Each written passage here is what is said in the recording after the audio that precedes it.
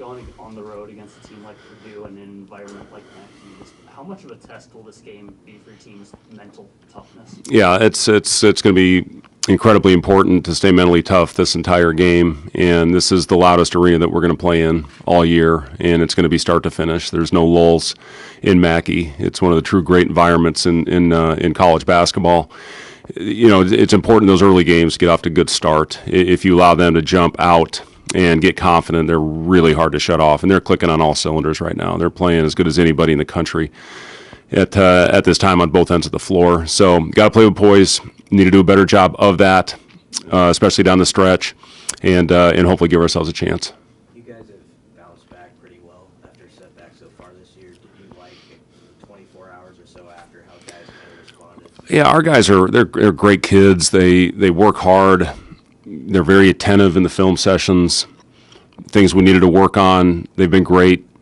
And you know, the biggest thing with this game, you know, Purdue, if they have 35 possessions in the first half, they're going to run 30 different sets. So it's not a game you can go through every play. You know, there's been teams we've played against where they have their 8 things they run. They're really good at it. Purdue's going to run something different pretty much every time down the floor. Now, the constant is it's going to be in Braden Smith's hands.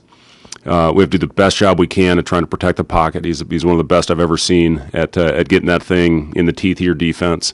You have to contest shots knowing they're going to hit some tough ones, and you can't get deflated. If you drop your head, if you pout, it's you know, they smell blood, it's going to get real ugly. So, you know, just got to go in there and fly around, do the best we can, play with great effort, and like I said, I mean, this is a 40-minute game. You can't take a 5-minute stretch where you put your head down, you feel sorry for yourself because they're as good as anybody at taking advantage in those situations. So just go out there, fly around, no pressure. You know, try to go have some fun and give ourselves a chance.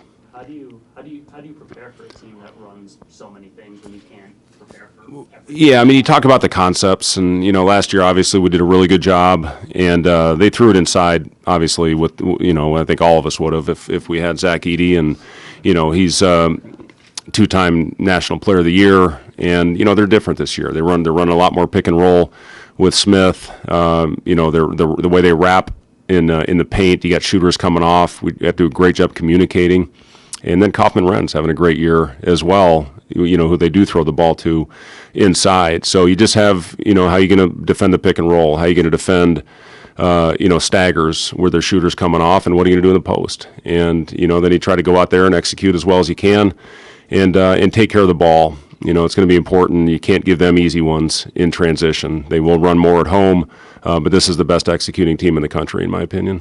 Raleigh against Iowa was able to get into a lot of ISO looks in the post just because of the size and his ability to back down those smaller guys. How advantageous is to have that be able to just let him go? Yeah, I thought Raleigh was good in you know, in some back down, you know, pistol type actions that we were running, and we did miss a few opportunities where we had some mismatch to you know, to continue to take advantage of our size that we did not get to. But you know, I thought we had some good possessions with that, and you know, Bryce and Juwan have you know, got matchups as well in certain games where we can put those guys in there on the post. So you know, just again, you know, we have looked probably a little bit more this year, you know, to try to go at matchups. Last year we were much more of a movement motion, you know, type offense with Casey and Rink's ability to pass. So, you know, we are built different on the offensive end. We're also built different defensively. We're a much better defensive team than we were a year ago, and we just have to keep growing and making strides.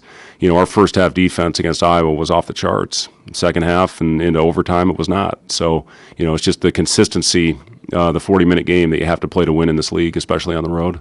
Juwan had 13 and 13, but he was 5 of 21. Did you notice something around the rim with guys rushing it? Or Yeah, you hit it on the head. I mean, he was rushing in the paint, and you know, when he slows down, plays off 2 feet, he's pretty effective down there. And listen, he can finish some of those. I mean, he's got an unorthodox game in the paint where he can finish off the wrong foot. But when it's not going in, yes, he 100% needed to slow down and go finish some of those, or when they come in there and swarm and you know, bring help to be able to kick it out to a shooter. But we got 40 attempts at the rim. We missed 18 of them, and you know, you make 5 more of those, you make a couple free throws, you know, we're not feeling as bad as we are or were after that game. So you got to learn from it. You got to put it behind you. If you let it linger, the game's going to get out of hand in a hurry on Sunday. But our guys have bounced back, as I'm confident that they would. Got to make sure the coach bounces back as well. That was a tough one. Is there anything else you're able to glean from that before you put it all away from the film session of Iowa? Yeah, it always, and I was the same way as a player. It always took me a day getting on the court, and then you get it, and then you finally get over it.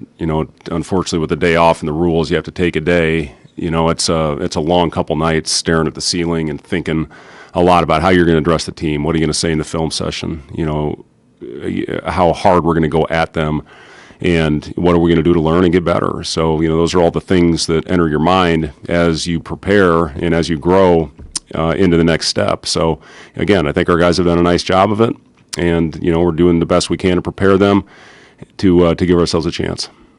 Is there some value to going back on the road? Would you rather just be at home after a disappointment like that, or how do you think you take a step from that? Yeah, to another road game? Yeah, it'd be obviously it'd be nice to be home. Hell, I wish we played all 31 of them at PPA, but we got to go. Play in a great environment. This is going to be, again, Purdue. The way they're playing right now, they are absolutely phenomenal, and they're really hard to prepare for, really hard to defend, and their defense has been off the charts lately as well. So, we're going to have to be, pretty much play a perfect game, going out there. But again, our guys. The other thing I told her, the thing at the end of the Iowa game, I really thought our inability to finish some plays affected us for the first time all year on the other end when we lost, whether it was Sanford or Dix in transition. And we've been really good. Obviously the offense was not a thing of beauty at the end of the UCLA game, but we were able to milk the clock and shorten the game, and we defended our ass off. I thought we got a little bit, head hanging.